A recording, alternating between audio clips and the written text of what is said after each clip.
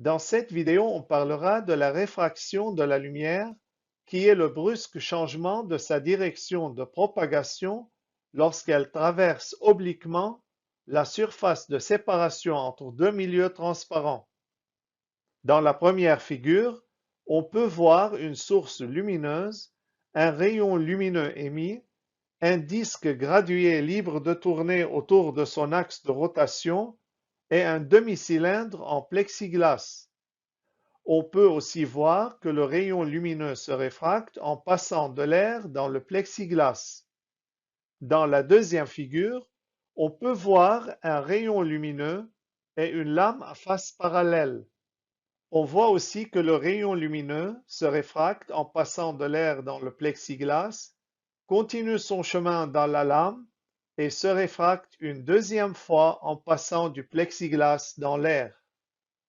Dans la figure, le rayon lumineux qui se propage dans le premier milieu et tombe sur la surface de séparation entre les deux milieux transparents est appelé rayon incident.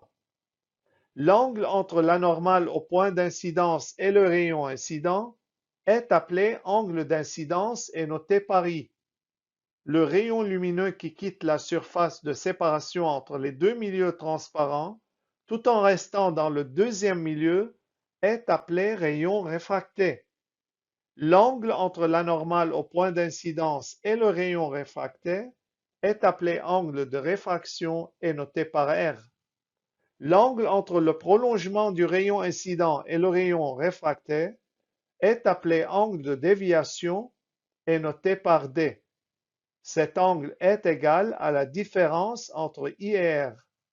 La valeur absolue est ajoutée car on n'est pas en train de travailler avec des valeurs algébriques et I peut être inférieur à R comme on le verra plus tard dans cette vidéo. Le rayon lumineux qui quitte la surface de séparation entre les deux milieux transparents, tout en restant dans le premier milieu, est appelé rayon réfléchi. L'angle entre l'anormale au point d'incidence et le rayon réfléchi est appelé angle de réflexion et noté par R'. Cet angle est toujours égal à I selon la deuxième loi de la réflexion. La première loi de la réfraction dit que le rayon incident, le rayon réfracté et l'anormale au point d'incidence se trouvent dans un même plan, appelé plan d'incidence. Notez que la réfraction est toujours accompagnée d'une réflexion partielle et notez que le mot partiel est utilisé car seulement une partie de l'énergie lumineuse est réfléchie. Notez aussi que le rayon incident et le rayon réfracté sont toujours dans des cadrans opposés.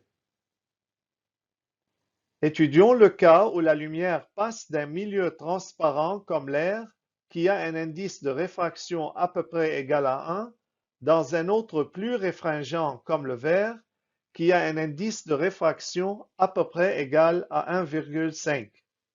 L'animation et le tableau correspondant nous montrent que lorsqu'un rayon lumineux passe d'un milieu transparent dans un autre plus réfringent, il se réfracte en s'approchant de la normale au point d'incidence. Donc R est inférieur ou égal à I. Notez que l'angle maximal I d'incidence, pour lequel il y a réfraction, est égal à 90 degrés et correspond à l'angle maximal Rmax de réfraction, noté par lambda, égal à 42 degrés dans ce cas, et appelé angle limite. Maintenant, étudions le cas où la lumière passe d'un milieu transparent comme le verre dans un autre moins réfringent comme l'air. L'animation et le tableau correspondant nous montrent que lorsqu'un rayon lumineux passe d'un milieu transparent dans un autre moins réfringent, il se réfracte en s'éloignant de la normale au point d'incidence, donc R est supérieur ou égal à I. Notez que l'angle maximal R de réfraction est égal à 90 degrés et correspond à l'angle maximal Imax d'incidence pour lequel il y a réfraction, noté par lambda, égale à 42 degrés dans ce cas, et appelé angle limite. Notez aussi que pour tout angle I strictement supérieur à lambda, il n'y a pas de réfraction et toute l'énergie lumineuse est réfléchie. Ce phénomène est appelé réflexion totale.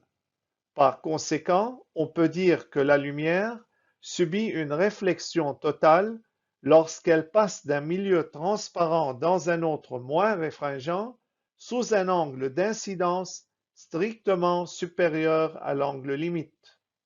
Voilà, c'est tout pour cette vidéo. À bientôt.